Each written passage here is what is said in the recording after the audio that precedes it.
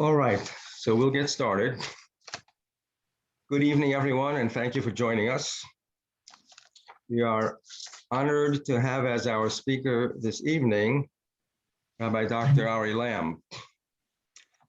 Well, we're just a few days post Shavuot, a little bit longer past the day that used to be celebrated as Lincoln's birthday, but the two merge tonight in our topic, which is Lincoln and the Great American Shavuot controversy. In addition to being an engaging speaker, Rabbi Lamm is the chief executive of B'nai Zion, which is an organization that supports Israel and the Jewish people by building partnerships with our natural friends and allies in other faith communities. He is the host of Good Faith Effort, which is a weekly podcast showing how the values and ideas of the Hebrew Bible can illuminate all of the most important conversations in society, from politics to pop culture and beyond. And he is the founder of the Joshua Network, a media production company enabling communities of faith and tradition to share ideas to foster a better society. Rabbi Lamm has a smicha from Yeshiva University and received his MA from University College London through a Fulbright scholarship in ancient Judaism and Eastern Christianity. Rabbi Lamm earned his PhD from Princeton University in ancient Judaism and Christianity. His writings have appeared in the Wall Street Journal, Newsweek, the New York Post, Tablet Magazine, the Jerusalem Post, and First Things. So it's indeed a great pleasure for me to present Rabbi Dr. Ari Lamm. Thank you so much for having me. It's such a pleasure to be here with all of you. I suppose when we first discussed doing this class, it seemed just as a matter of course that we would do it remotely. As I was watching my daughter play soccer today, it occurred to me that we probably could have done it in person. But nevertheless, I'm very glad to be here with all of you and looking forward to talking about something that I think is critical for understanding our community's place in this country, and also the role that not only we can, but I think we must play in the wider course of human affairs. Some of you may have heard me tell this story before, but when my grandfather, Rabbi Norman Lamm, Zecher Tzadik Levracha, whose yahrzeit was just this past week, may his memory be a blessing. When he became the president of Yeshiva University, one of his first orders of business was to plot its public return to glory. And one of the ways in which he was required to do that, or one of the opportunities that he had for doing that, was to select sort of a high-profile megastar who could be the first recipient of an honorary doctorate in his tenure. And so one of the early folks that he chose for a receipt of such an honor was President of Israel, Yitzhak Shamir. And Shamir, in fact, at the time, was either the president of Israel, or was about to be the prime minister, or was in a rotation to be prime minister. But in any event, he accepted and was on his way to the United States. Now, my grandfather, of course, in addition to being the president of Yeshiva University, was also a son, and his parents were very proud of him. My great-grandparents, they both, my great-grandfather sort of famously despised rabbis and yet ended up with two fairly prominent rabbis for sons. But nevertheless, they were proud as peacocks, and he reserved seats for them in Lamport Auditorium at Yeshiva University so they could be there when he welcomed the president of Israel to receive an honorary doctorate from YU. Now, in order to understand what happened next, you need to understand that my great-grandfather, Zaida Sam, my grandfather's father, was a dead ringer for Yitzhak Shamir. It looked identical. I could show you pictures. The two are virtually indistinguishable. And so it was that my grandfather arrived on the morning of the commencement ceremony, and all of the movers and shakers of the national and even international Jewish community were there. Some very powerful people, all of whom had gathered together to rub elbows with the president of Israel.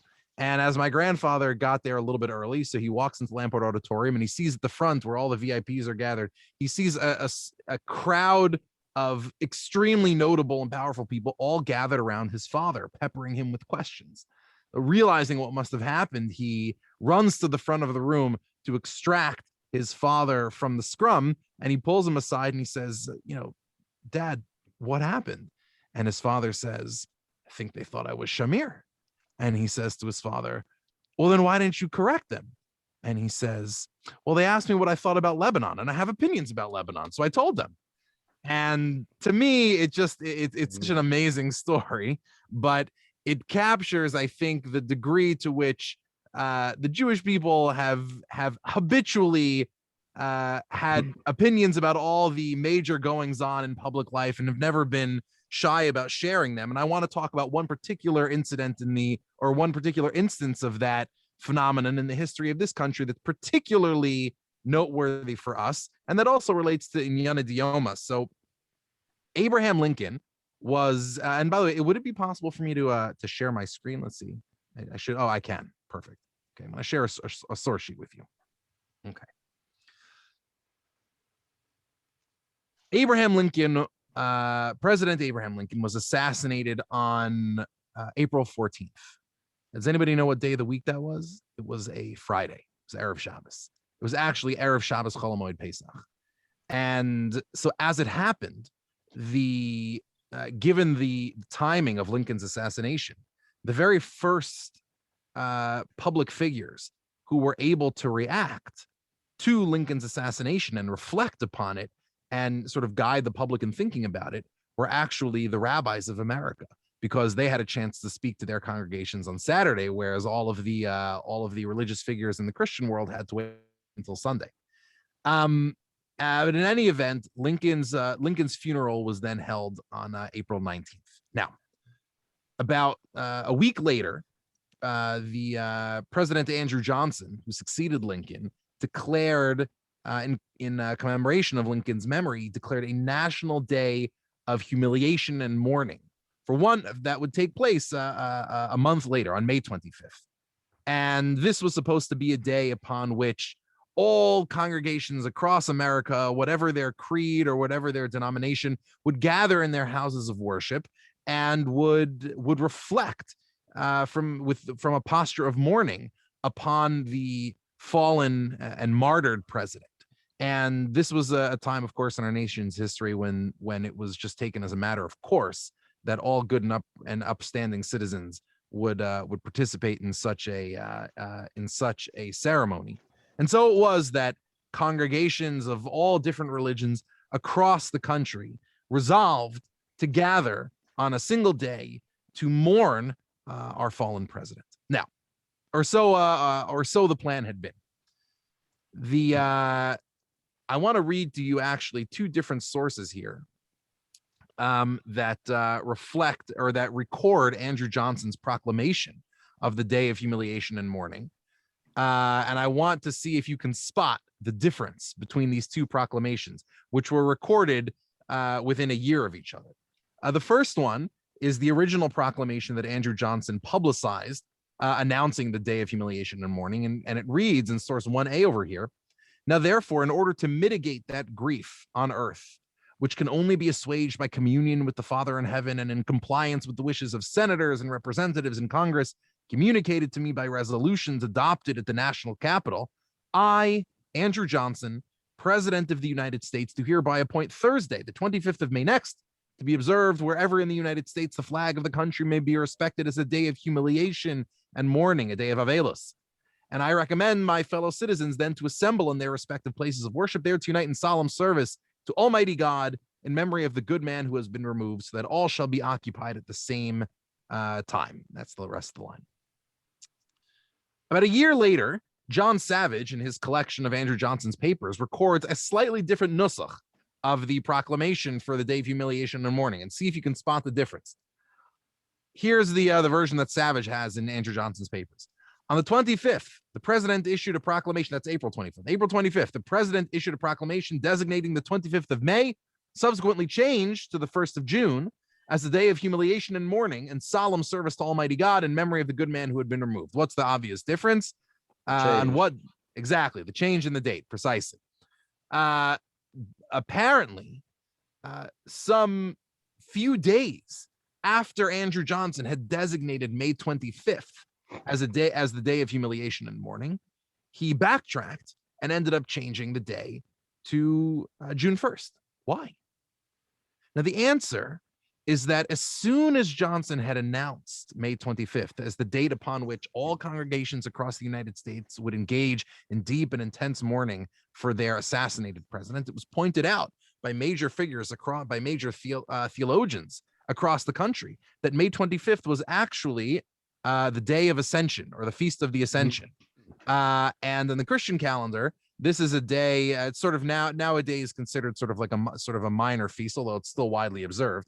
But the Feast of Ascension, the Feast of the Ascension, commemorates the moment in the Christian tradition when 40 days after Jesus' resurrection, he sort of ascends into the heavens, and followed shortly thereafter by all of the apostles receiving the Holy Spirit and the charge to go preach the word unto the nations, which takes place on Pentecost, which of course is Pentecost is just the Greek word Pentekoste is just Greek is just the Greek translation of the word 50th, because of course Pentecost is just the 50th day of the Omer, as it was, since the Omer, as it were. In other words, Shavuot.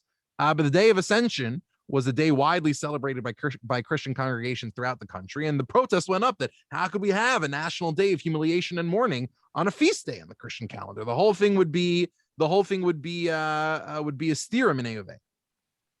So Andrew Johnson, this is brought to his attention. He relents and he changes the day to June 1st. This, of course, raises another problem, which does not ultimately affect his decision, but it raised a problem nevertheless. And that problem you can see in source number 1C over here. This is an editorial from the Jewish Messenger that was put out on May 5th, just a few days after Andrew Johnson changed the date. And it says, the president issued a proclamation designating Thursday, the 25th of May as a day of humiliation and mourning to unite in solemn service in memory of President Lincoln. That was the position of Once Upon a Time. It was discovered subsequently that the 25th of May was to be observed by a large number of Christians as the day commemorating the ascension of the Savior. And to meet objections that had been raised, President Johnson altered the day to the 1st of June. Now, it happens that the new selection, says the Jewish Messenger, falls upon the second day of our festival of Pentecost. It falls on Yom Tov Sheni Shel Galios of Shavuos, whereupon we are thus recommended, in common with other citizens of the United States, wherever the flag of our country is respected, which now signifies all over the world, to set aside a solemn service in memory of the lamented Abraham Lincoln. So it was that the national day of humiliation and mourning, drawing together people from across the country in Avelis, was now scheduled for the second day of Yom Tov on Shavuos. Now, the anniversary of which, of course, we're going to commemorate this coming week, a week from Tuesday. Now, what was the obvious problem that this posed? What are you not allowed to do on Yom Tov? Avelos, excellent. So take a look at the Shulchan Aruch. The Shulchan Aruch tells us, Va'ola, shaharik tzas dini avelos noagin bo, the kaimalan pachaz chova, nasar rashus, perish. So now, there are, when it comes to Shabbos and Yom Tov, there are some practices of Avelos that you're allowed to observe, and the Shulchan Aruch, and there are others that you're not. The Shulchan Aruch lays out the story as follows: Priyas Arosh shemigaleya matifaso bechazaras karela achora uskivas mita chova shlo linog ban Avelos b'Shabbos lefi shehein shel parasya.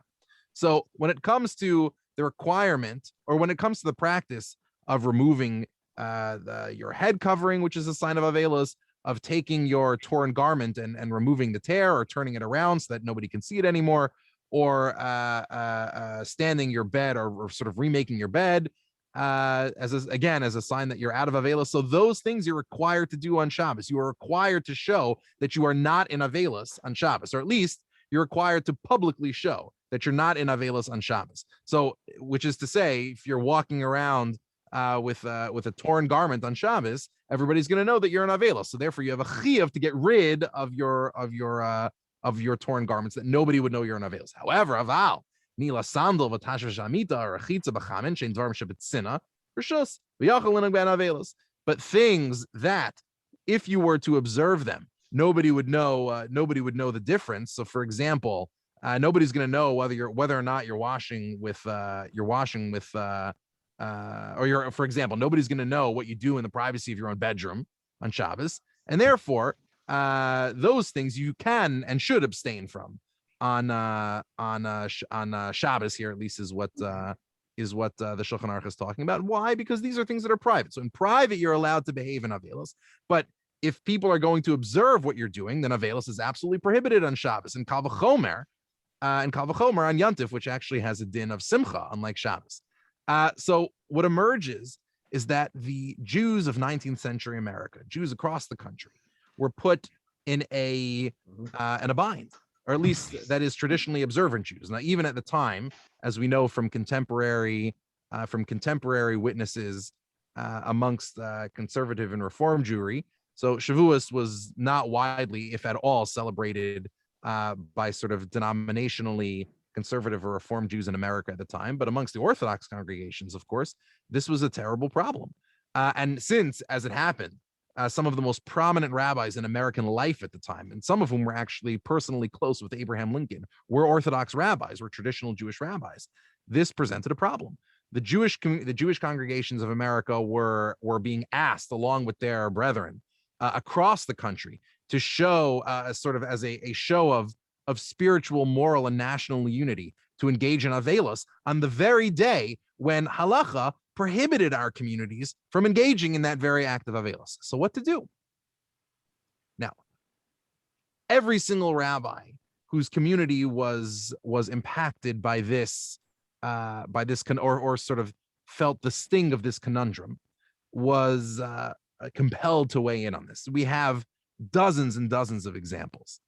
But in essence, you can take the various responses of the Jewish communities at the time, and you can boil them down into two varieties of response, each one of which provides us, in addition to addressing the specific events at Bar, provides us with a way of thinking about, first of all, the place of the Jewish community in America, and thinking about the role that any minority religious community can and should play in the moral and political trajectory of this country. And by exploring these two responses, we can hopefully tease out two ways of Jewish being in the world that can help us think about our purpose in the coming generation.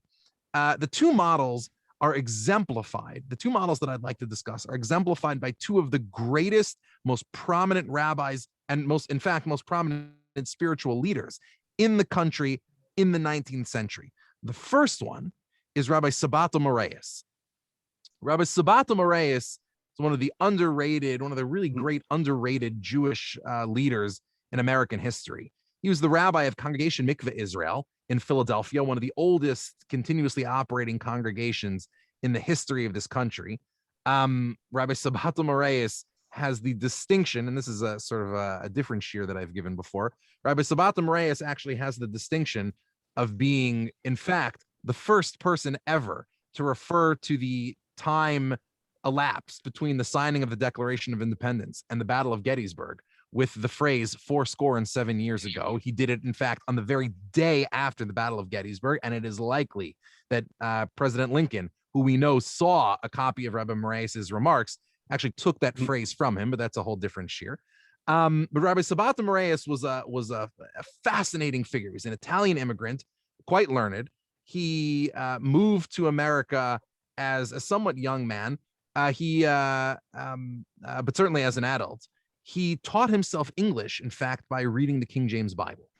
And as a consequence, Rabbi Moraeus was one of the most extraordinarily gifted orators in America at the time. And Rabbi Moraeus, in addition to all of those things, was known as a fantastic patriot and supporter of the Union cause, and was himself actually an intimate of President Lincoln, and then they were actually quite friendly. And so it was that in the wake of Lincoln's assassination, Rabbi Moraeus is called upon to address the question of how to behave on this national day of humiliation and mourning. And this is a copy of the drasha that Rabbi Moraeus, or here I've given you sort of at least an excerpt of the main excerpt of the remarks that Rabbi Moraeus made on that Chag HaShavuos, which he then wrote up after Shavuos and recorded for posterity. So this is what Rabbi Moraeus said in addressing the question of how the Jewish community should react to the conflict between the halachos of Avelos and this national day of humiliation and mourning. So Rabbi Moraeus says the following. He says, Hebrews of America, repress the joyful emotions that thrill your hearts. Remarkable. Rabbi Moraeus says that in a conflict between Avelos, the halachos of Avelos, and the political needs of the moment for unity, political needs win. True, when the residue of the chosen seed holds a feast to the Lord, you cannot afflict your soul with fasting. Sackcloth and ashes would ill become those who but yesterday came hither adorned with the garment of unfading beauty first donned at Chorev. Yet the memory of the righteous must even now draw from our lips a blessing and a prayer. We would fain have postponed the discharge of so solemn but mournful a duty. We would have at least wished that in this land of equal rights, where the religious tenets of a majority can claim no higher privileges than those revered by a minority, there should not have been found Protestants against the first summons of the authorities. So Rabbi Moraeus says, listen, lichatchila, we would never have had a national day of humiliation and mourning on Shavuos to begin with. Just like we pushed it off for Ascension Day, we should have pushed it off for Shavuos. But, he continues, who among us will this day let any motive sever him from the community? Right? So we can't be porish min hatzibur, is what he's saying. Who will refuse to mingle his tears with those which, like a swelling stream, flow from a sorrow-stricken nation? Men of Israel, at the foot of the altar, let us vow again this day unswerving fidelity to the law of Sinai and steadfast allegiance to the American Constitution, which will henceforth secure to all their inalienable rights to life, liberty, and the pursuit of happiness. This is a remarkable statement. Rabbi Moraeus makes gestures here and at the primacy of the halacha. And you could read Rabbi Moraeus as sort of finding a way to make sure that you don't technically violate the halacha while at the same time engaging in full-fledged, what for all intents and purposes is mourning. You can say, well, it doesn't have a chaloshim of avelos, but certainly in terms of the spirit of the law, Rabbi Moraeus is quite straightforwardly arguing that when there's a clash between the regular laws of Avelos and everyday life, of course, the regular laws of Avelos win, but we're in such an extraordinary time as a nation that there is a veritable Eis Lasos LaHashem. There's a time for us to come together with the rest of the country, and this time was it. What I call this model, this type of response, which was not uncommon in the country at the time amongst some of the most prominent rabbis in America, I call this the compliance model. Right. And on this view, religious communities could best serve the public square by complying with the broader American civic spirit. Right. So in order to forge a single righteous collective, the country's diverse multitude should feel responsible to transform themselves for the better. So when it comes to the role that religious groups can play in furthering the American civic project, the role that Rabbi Moraeus envisioned for religious communities was by helping that project along by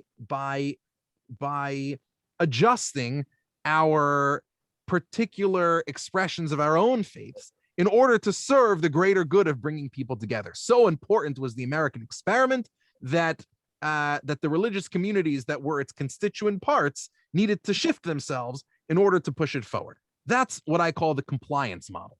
The best thing that religious groups can offer the public square is compliance. Now, lest you think that Rabbi Moraeus was sort of colored in his judgment by his great fondness for Abraham Lincoln, which in fact he did share. He was known as one of the fiercest partisans of Lincoln amongst religious figures in the North. So here's an excerpt from an address by Alfred T Jones. Now, Alfred T. Who is Alfred T Jones? Alfred T Jones was what I suppose today we might call a balabas.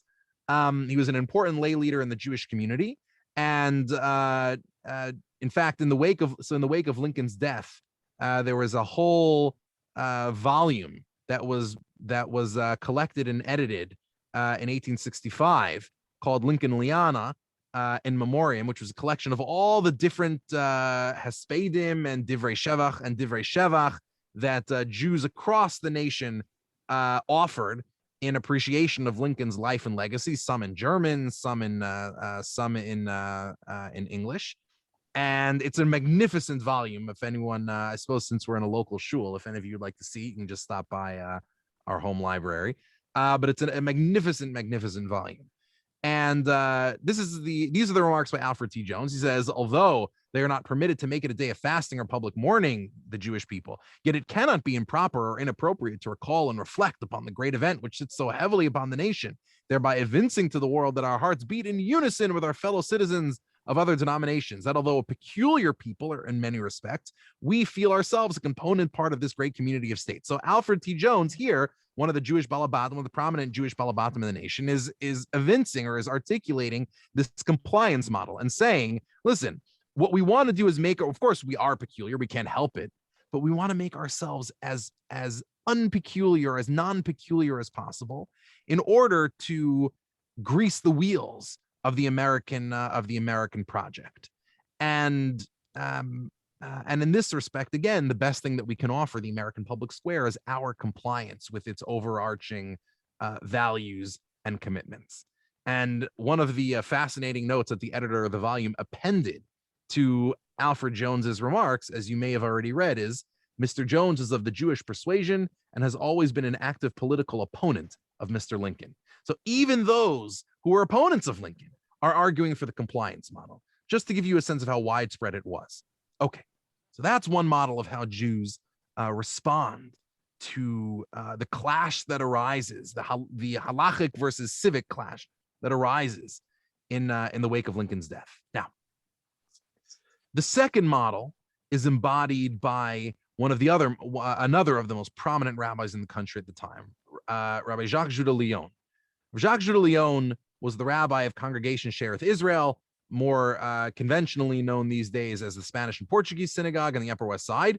It is, in fact, the oldest congregation in the nation, and Rabbi Lyon was similarly known as an ardent supporter of the Union cause, as well as a great friend to Abraham Lincoln, and a proponent of his political platform.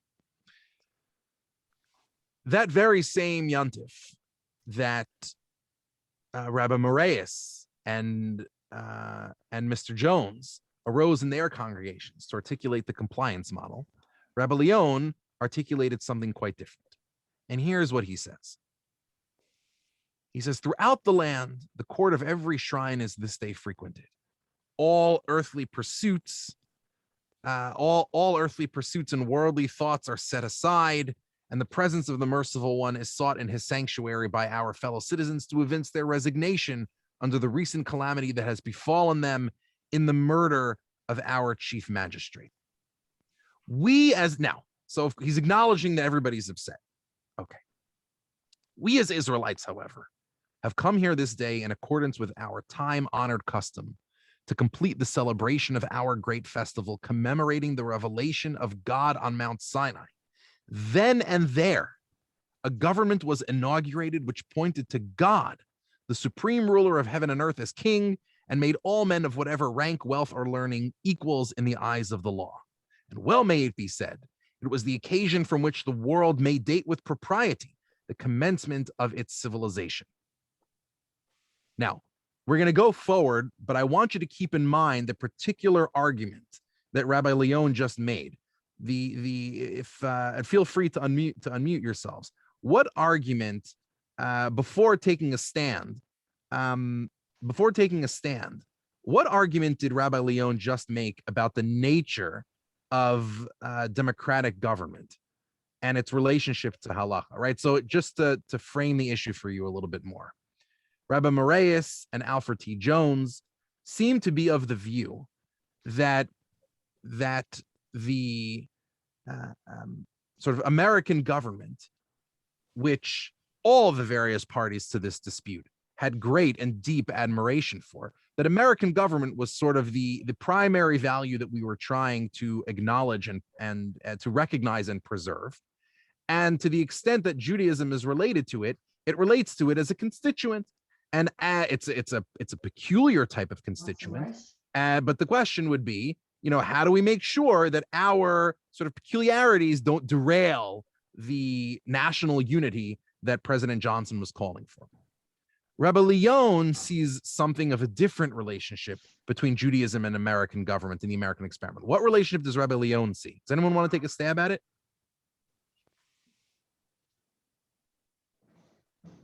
Note, Rabbi Leon points out here. Yeah, so go ahead. It was the forerunner of an American government. Excellent, fantastic. The argument that he makes, which is deeply both historically correct and deeply perceptive, is that American government draws its moral and civic energy from the Hebrew Bible, from the principles of the Hebrew Bible and the commentary traditions thereon. And it is therefore extremely noteworthy that the very holiday that we Jews are now being called to violate, at the very least the spirit of, if not the letter of, is the holiday when we celebrate the very giving of that moral tradition, the Hebrew Bible, that American government draws itself from. So in other words, in order to preserve American civic wholeness, we're being asked to violate the very tradition that civic wholeness, that civic experiment draws its wholeness and goodness from. Craziness. And he can therefore continues. In the annual commemoration of the great event, it's right over here. In the annual commemoration of the great event during the period of our dispersion, we can comply but with one direction, which is thus recorded in Deuteronomy 6:11. Rabbi Leon says, therefore, we have no choice. In any conflict between the Bible, between the Torah, and the American experiment, we have one thing that we must do, and that is, it's sort of like how Chazal set up sort of the trees of Kabed Avicha V'Esimacha, that the more chiyuvim in Kabed Avicha V'Esimacha you have, the more you're bound. So in other words, we owe a degree of loyalty to the American experiment, and we owe a degree of loyalty to the Torah. But Rabbi Leon's argument is that since the American experiment itself owes a degree of gratitude and fealty to the Torah, so that's the shifting point. Thou shalt rejoice before the Lord thy God. Joy, then, my friends, is enjoined upon us as our chief duty upon our present festival. You need scarcely be told that by that joy is meant the emotion excited by a proper appreciation of God's kindness, which excludes all evidence of grief and is evinced in acts of gratitude and songs of fervent praise. What are songs of fervent praise? What is he referring to? Almost. So it's right. So he's referring to the special things that we say for Shavuos, but he's referring as well to the things that we recite because of the pasuk in Devarim, Perek Vav, which is Hallel, right? In other words, we have to recite that we have a din of simcha on this day. Sorrow and dejection, the chief characteristics of a day of humiliation, are incompatible with our joy. Had not the day that was now. So Rabbi Leon is here dismissing out of hand any funny business of saying, well, sure, there's a formal din of Avelos, but since Avelos is technically this, and we can have a day of humiliation and mourning for President Lincoln, even while not violating the spirit of Avelos, he says none of this. Don't give me any of this nonsense. Everybody knows that when it comes to Avelos, Avelos is Avelos. There are, of course, formal halachic expressions of what Avelos means, but if you want to really keep the spirit of the day, you can't have a day of a national day of humiliation and mourning, and engage in that humiliation and mourning, and still claim to be upholding the principles of simcha that undergird this day. And therefore, he says, now, had not the day that was originally appointed for this purpose been changed, he says over here, we too would have mourned with a great and very sore lamentation the loss of a true and tried patriot. We could have fulfilled the 40 days of embalmment, he's here now referring to the story of Yaakov, in the hearts of the people of that great and good chief, when the hour of victory had malice for none and charity for all, referring to the words of the great emancipator.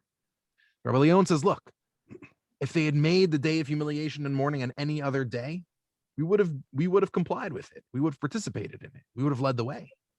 But if they made it on a day that forces us to choose between the day of humiliation and mourning and fealty to God's law, it's not even a question which one we choose.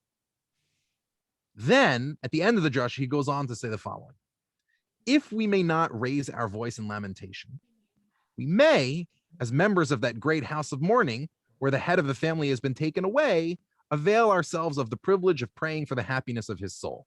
So what tefillah did they say for Abraham Lincoln in Shearith Israel that Shavuos, do you think, based on this? What did they say? El Malei Rachamim. This is either a Kel Male or it was Yisker, right? So one, I suppose one and the same, right? But they appear to have said Yisker, a special Kel Male during Yisker for Abraham Lincoln, that Shavuos. Now, this, I believe, represents sort of the second model of how Jews responded to the conflict that was set in front of them that year. And that was, if we saw the first model as the compliance model, the second model is the commitment model, which is to say that for Leon, the American public wouldn't be well served by it. They would not be well served by its Jewish constituents compromising their faith rather, in the name of unity or social cohesion. And instead, the greatest gift that faith communities, the Jewish community in particular, and that faith communities at large could give to the public square is actually to maintain the courage of their convictions. And in doing so, bequeath their unique traditions of wisdom to America as a whole. Which is to say that the best way that minority communities and that the Jewish community can serve the American Republic is not by compromising its values in order to serve some larger sort of sense of civic unity and civic religion. In fact, what America does best is it is able to gather from all four corners of the earth the best of what humanity has to, the best of human wisdom, the best wisdom that humanity has to offer, and integrate it into the American experiment. And therefore, the best thing that we can do as America is offer not our compliance, but our commitment. That is what makes us true American patriots, by being good Jews, by being good and faithful Jews. This is what America needs from us. And that was Rabbi Leon's message that Shabbos. And in fact, this commitment model, I would argue, results in some of the most remarkable and at the time seemingly unlikely successes in Jewish history. After all, the Jewish story itself begins with an act of rebellion, of non-compliance with the overriding moral trajectory of society. Avraham begins by journeying away from Mesopotamia, by rejecting the pagan and imperialistic society into which he was born, and choosing a path of relationship with a God who sees the glory and the goodness even in the downtrodden. Jewish history continues with another journey, a journey from Egypt, another journey from empire, a rejection of tyranny, a rejection of hierarchy. It is and always has been the Jews who have, for 3,000 years, this is a wonderful quote from my grandfather, for 3,000 years, the Jewish people have been out of step with society and have thus managed to be its repository of sanity and sanctity. We have always offered society nothing less than our commitment. And while oftentimes it's rejected it, it has always been better for it. And just to give you one example, one sort of less well-known example, but one that I think demonstrates the seeming impossibility and yet at the same time the power of our task. So I've given you here a quote from Tacitus's Histories. Tacitus was one of the great historians of Rome. He writes in the 1st century CE, and one of the things that Tacitus does is over the course of his histories, he chronicles all of the different people, strange peoples, with whom the Roman Empire comes into contact. The Egyptians, the Germanic tribes, the Britons, and so on and so forth. And one of them are the Jews. Now, Tacitus appears to have had special disdain and disregard for the Jews. Seems to have regarded us probably because of how sort of unusually attractive Judaism was to sort of the Roman elite at a particular time in Roman history. Tacitus seems to have regarded the Jews as sort of a unique and special, or rather a unique and pernicious moral threat to the integrity of the Roman Empire. And so he, in Tacitus's fifth book of the histories, he sort of records all the ways in which Jews are sort of morally corrosive for Rome. He says we're lazy because a whole day a week we just take off from work. He says that we're foolish because Jewish warriors, apparently this is once, now a sort of the stereotypical Jew is sort of like an accountant or a lawyer, at least in America.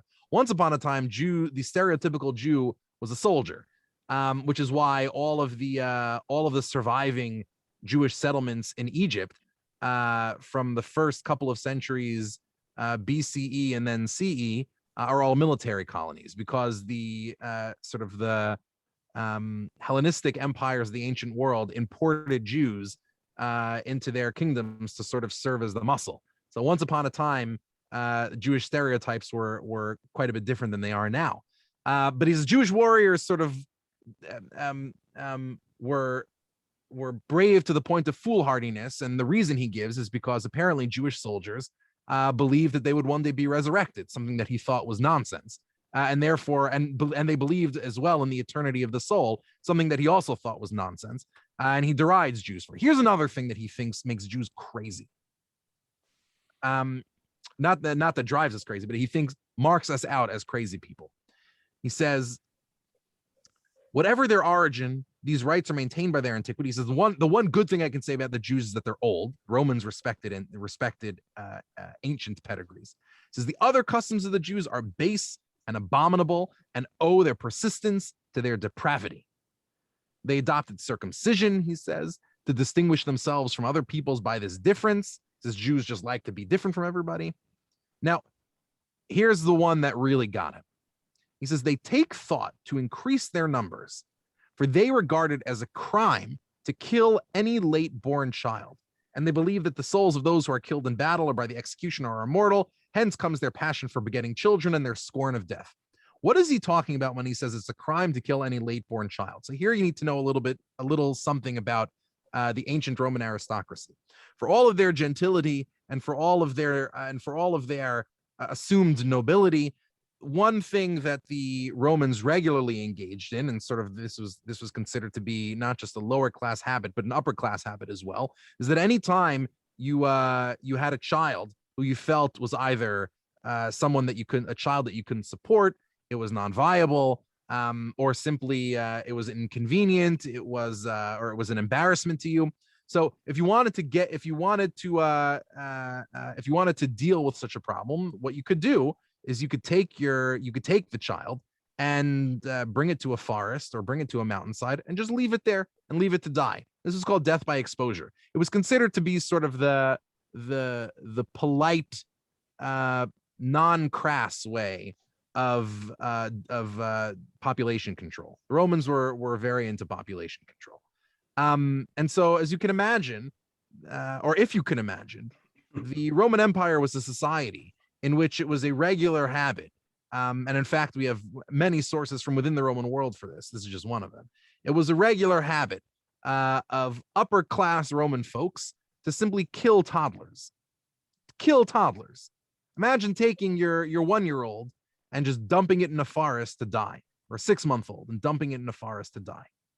Jews refuse to do this because every single human being has a tselem Elokim, and no Jew would stomach the murder of a toddler, no matter how convenient it was for the family. Nowadays, of course, we're used to thinking of the West as sort of a détente between the world of Greco-Roman thought and the world of biblical thought, or sort of a synthesis of those two worlds. And yet, in many respects, the West is in fact not a synthesis between Athens and Jerusalem or Rome and Jerusalem, but a clash between the two.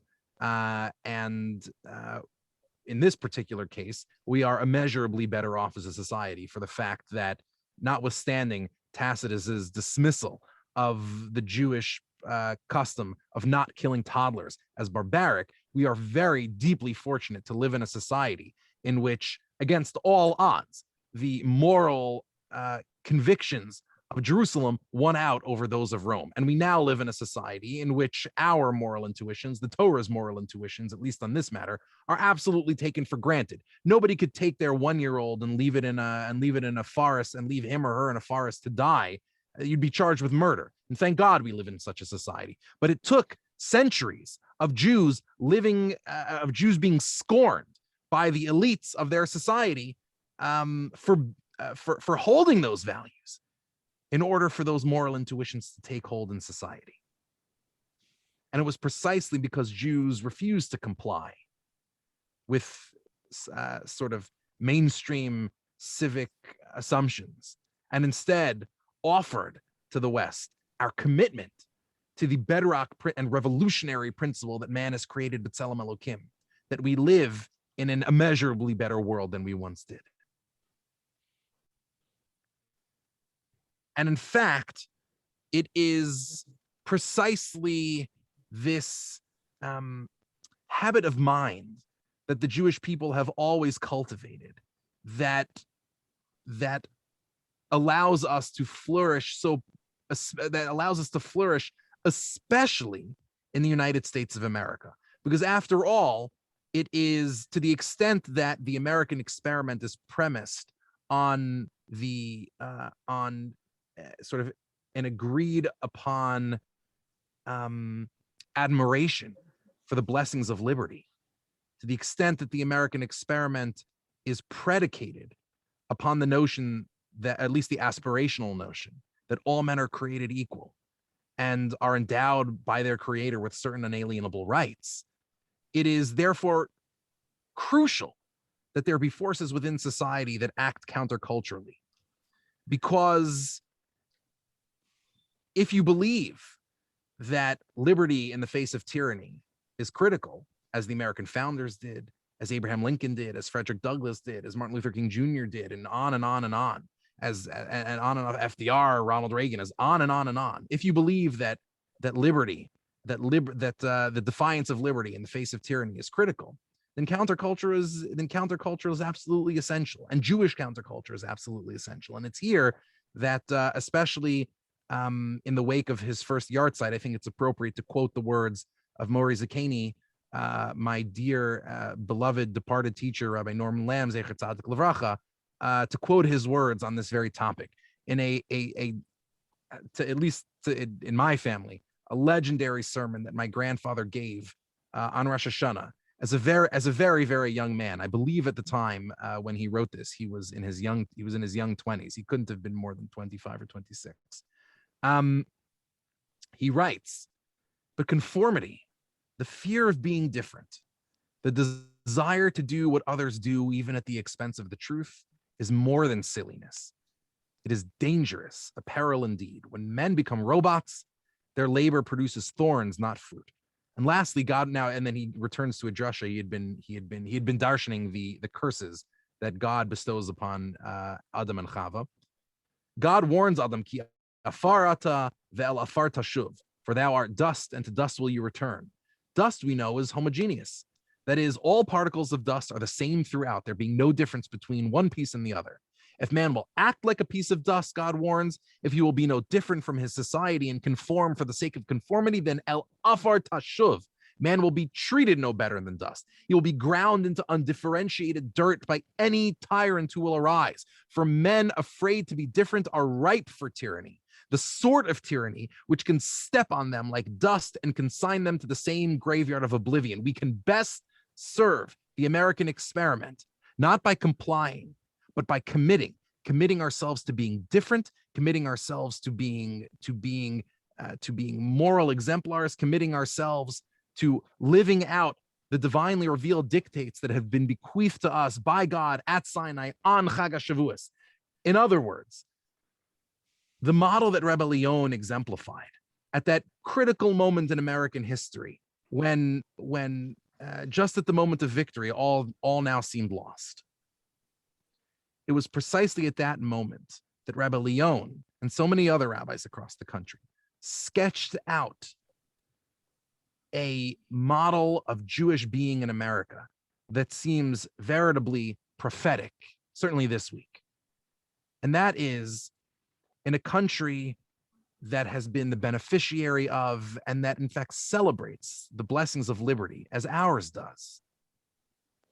It is precisely in refusing to be cowed, in refusing to go to sort of seep quietly back into the mainstream, and refusing to assimilate, in refusing to compromise on our principles, that we can best serve this country, and that in fact we can best serve God, because after all, as Rabbi Leon notes, it is precisely to serve God that this country exists. And he was not alone in making this pronouncement. In the 20th century, the Lubavitcher Rebbe was famous for his spiritual reading of the or his insistence that the Declaration of Independence was a divinely ordained document. He repeated this again and again.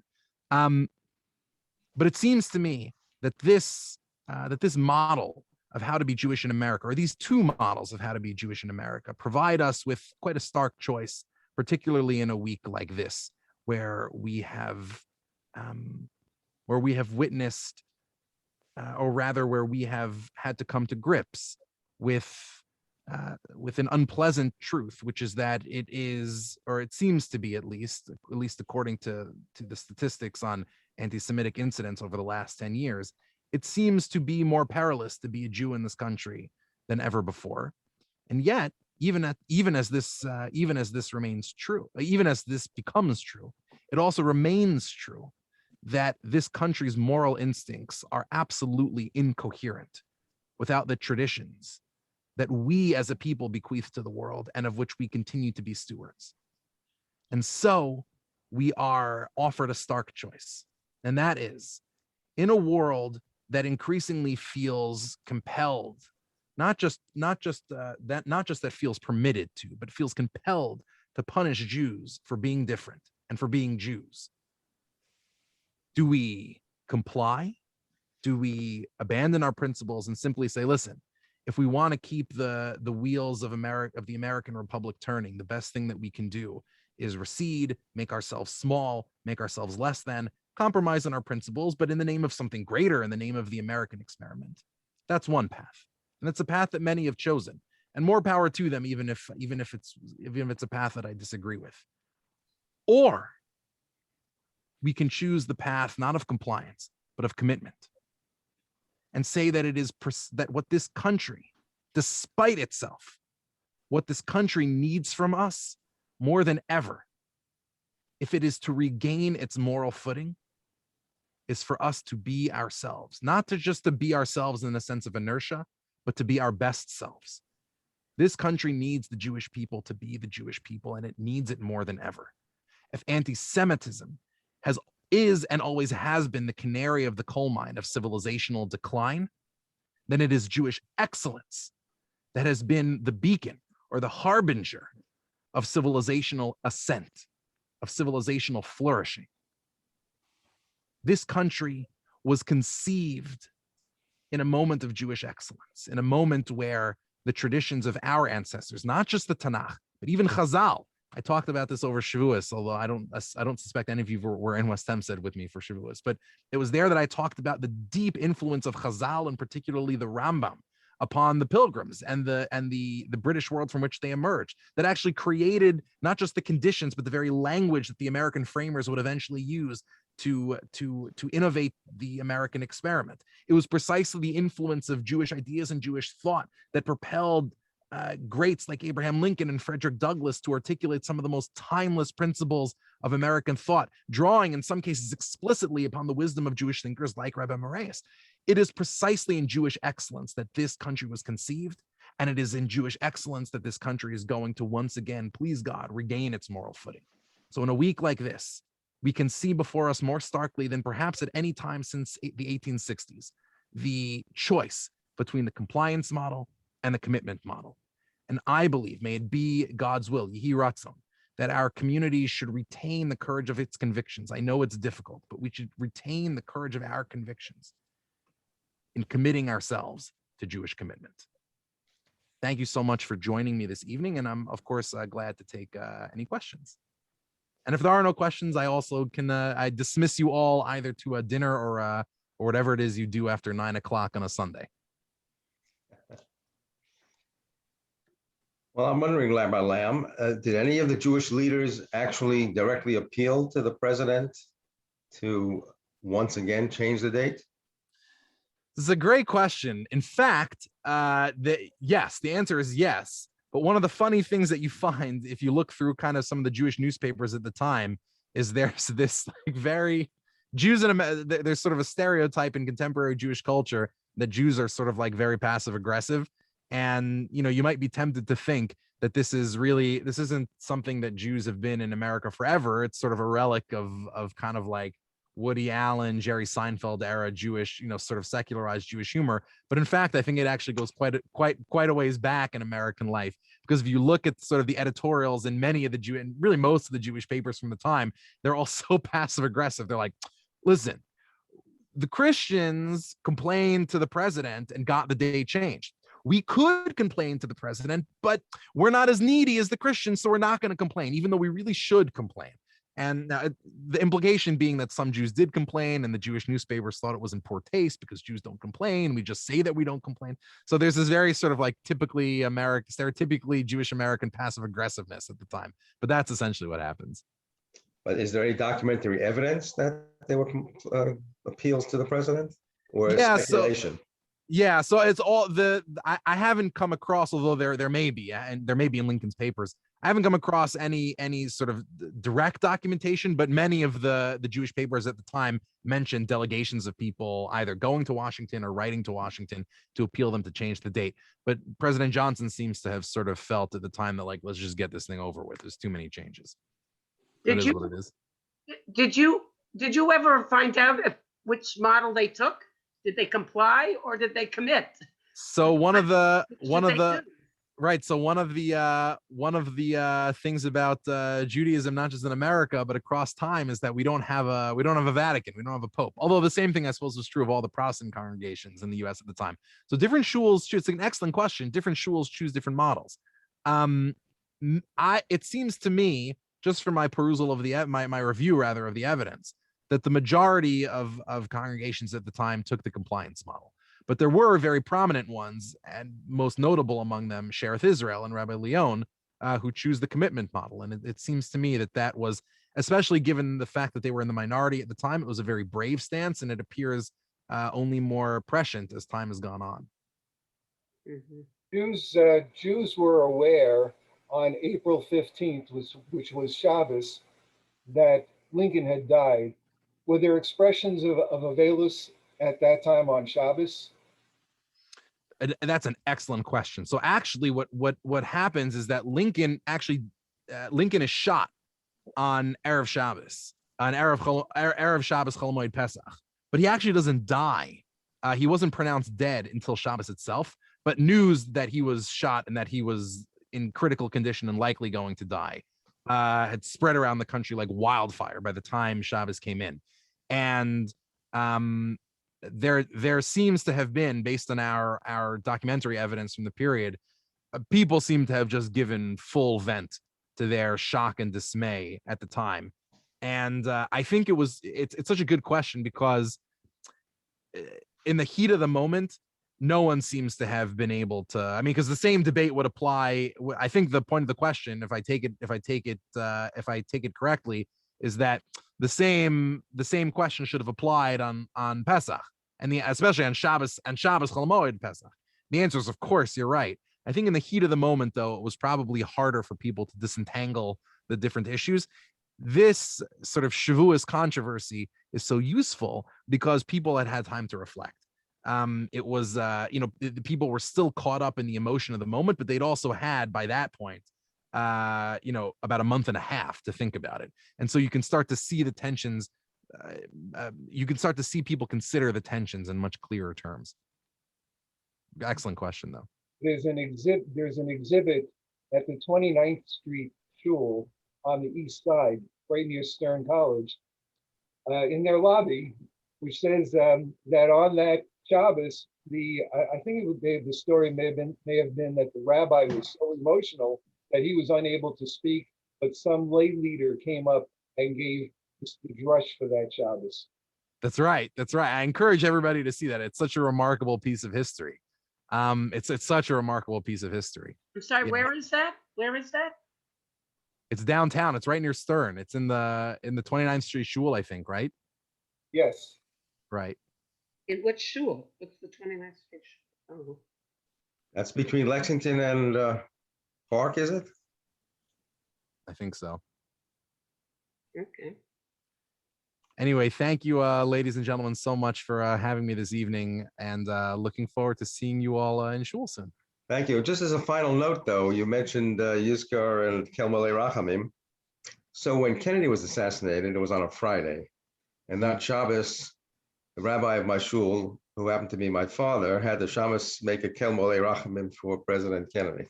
So Fascinating. And by the way, that's a point I forgot to make, which is one of the brilliant things that Rabbi Leon does is he finds a way to, in other words, it's not much like Rabbi Moraeus sort of at least gives voice to trying to accommodate the two, even if he privileges civics over halacha, or at least over the spirit of halacha. Rabbi Leon also just does, it's not that Rabbi Leon sort of dismisses civic unity.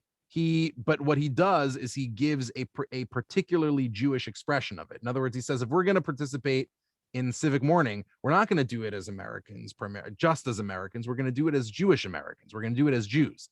And so he does it through Yizkor. And I think, in the Kennedy assassination, do it through Kel Malei. That's a way of really honoring the commitment model. Excellent. Amazing. Good to see everybody. And thank hope you to so see you all in much person for soon. a fascinating presentation. Thank Kol you. tov, all the best. Good night, everybody. Thank you. Thank you so much. Fascinating. Thank you. Good night. Night. We missed Shavuos this time with YU. Thank you. We really did.